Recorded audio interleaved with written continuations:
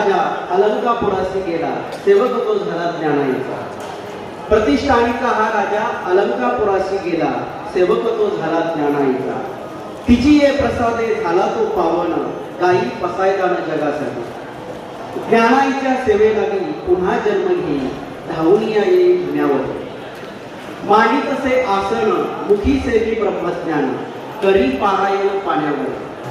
याचा अर्थ असा होतो की जे शांतीब्रह्म एकनाथ महाराज आहेत तर त्यांचं नंतरचं ज्ञानेश्वर बद्दलचं कार्य आणि ते कार्य पूर्णत्वात जावं म्हणून भगवान गडावर हा भगवान बाबांच्या अवतारानं शांतीब्रह्मनाथ बाबांचा अवतार झाला अशा पद्धतीचा आहे. त्यानंतर बाबा जेव्हा पंढरपुरामध्ये आले आणि चंद्रभागेमध्ये स्नान करत आहेत अशा वेळेला त्या माता चंद्रभागेचं आणि बाबांचा संवाद आहे. आनंदनी चंद्रभागा वाहे ओसंडून गरी वर्षाव प्रीतीचा बाळा हृदय धरून.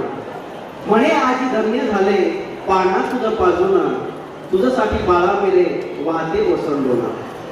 नाहू माकू घाली ते ग माझ्या तानुड्याला संत चरणीची धूळ घाली अंजन डोळ्याला.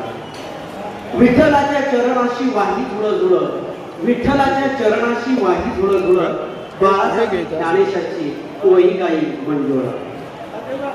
त्यानंतर भगवान बाबांची जेव्हा धुम्यागडावर भगवान बाबा गेलेले आहेत, धुम्यागड म्हणजे भगवानगड, तेव्हा तो धुम्यागड बाबांशी काय बोलतोय अतिशय म्हणजे गळा भेटीचा धुम्यागडाचा आणि बाबांच्या भेटीचा हा प्रसंग या काव्यामधून आहे.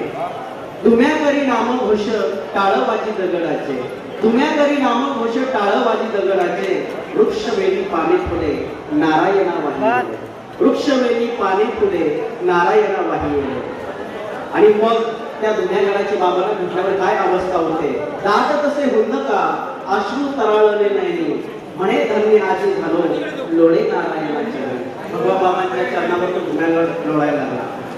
त्यानंतर धुम्यागड म्हणतो वाट तुझी पाहिली म्या जन्मजन्मी नारायणा धावूनी आलासी आज माझी वचना. हे नारायणा तुम्हाला ते वचन दिलंस तसा आज तू धाव या ठिकाणी धावून आला. आणि मग तो धुम्यागड बाबांच्या चरणाला लागतोय. लागून या चरणाशी विनवितो पुन्हा पुन्हा लागून या चरणाशी विनवितो पुन्हा पुन्हा गरीब वसती येथेची तारी मुलं जन लोका किंवा तारी मुलं जन. त्यानंतर जी धुम्यागडाची भूमी आहे तिचं वर्णन करत असताना गाई गोपाळांची भूमी त्या भूमीचं वर्णन आहे.